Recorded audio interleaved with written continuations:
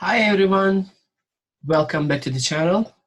Today I'm going to cover plant hormones. Before we get started, please don't forget to subscribe to our channel so that you don't miss coming up follow-up videos. Okay, let's get started.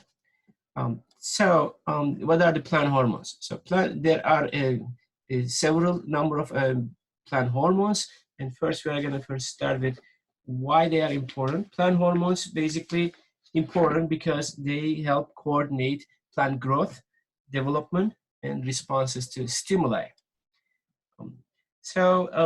What stimuli, like light, for example, is one of the major stimuli for plants. Plants also respond to a wide variety of stimuli other than light. Plants respond to attacks by the pathogens. So there are several stimuli involved. Okay, so let's get started.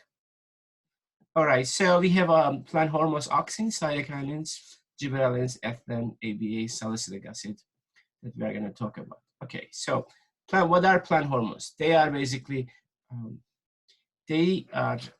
small organic compounds that they influence physiology of the plants to the environmental stimuli at very low concentrations. Okay, so they can involve in a number of things, including cell division, cell enlargement, cell differentiation, flowering, fruit ripening, movement, tropism, seed dormancy, germination, senescence, leaf absence, abscission, and stomatal conductance.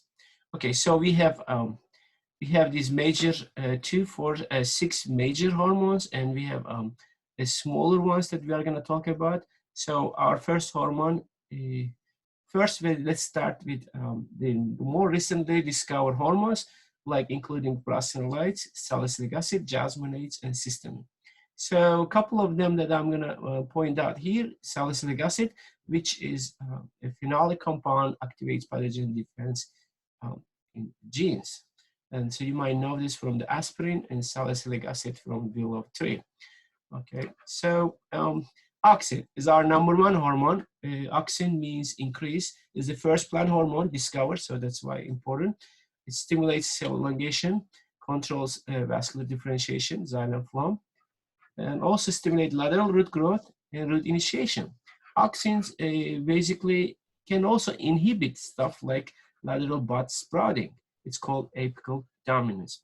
So let's take a look. So this is experiment like Darwin, from the Darwin experiments, that actually he measured the light effect, and then he discovered that light actually is giving a signal here and causing something move from the tip of the plant to the downhill. That's actually something to do with this bending of the plant. So today we know there is something called apical dominance.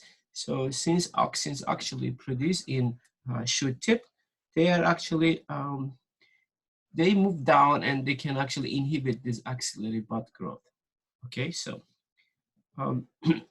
so they are produced at shoot apical meristem. A second hormone is cytokinins. Cytokinins, like a kinetin and zeatin, are two cytokinins very well known.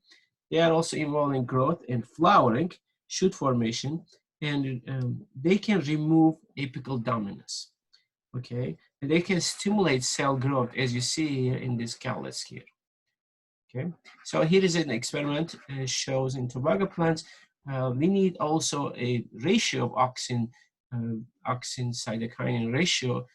That's important, not just individual auxin or cytokinin concentration, but their ratio to each other.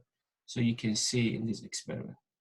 Okay, ethylene is a hormone that's actually, it's a gaseous hormone which involves in leaf abscission, but fruit ripening. It's well known for its fruit ripening. There is a commercial ethylene called FF1, which is commercial fruit ripener used for bananas to turn them yellow. Abscisic acid, or ABA, as AKA ABA, which is a hormone that's known for actually causing or promoting dormancy. You can see here in this experiment, when the ABA mutant corn actually grown, you can see they start actually precautious seed germination while they are still on the plant, because there is very low ABA here. Okay. And gibberellins actually is a very big group of hormones, more than 70 GAs available. That's actually increase the stem elongation. You can see here short plants, and then this tall plant has more gibberellic acids. Gibberellins also involved in germination in wheat seeds. They can actually, when the water taken up, embryo can produce gibberellins, and that diffuse in the other layer and produce amylase. Amylase, we know, breaks down the starch and feeds the embryo. So all these hormones have one thing in common, which is basically they all involve in gene expression. Okay, whatever their effect is, positive or negative, they all involve in gene expression and differentiation. This is for today. This is end of the plant hormones. See you in next video.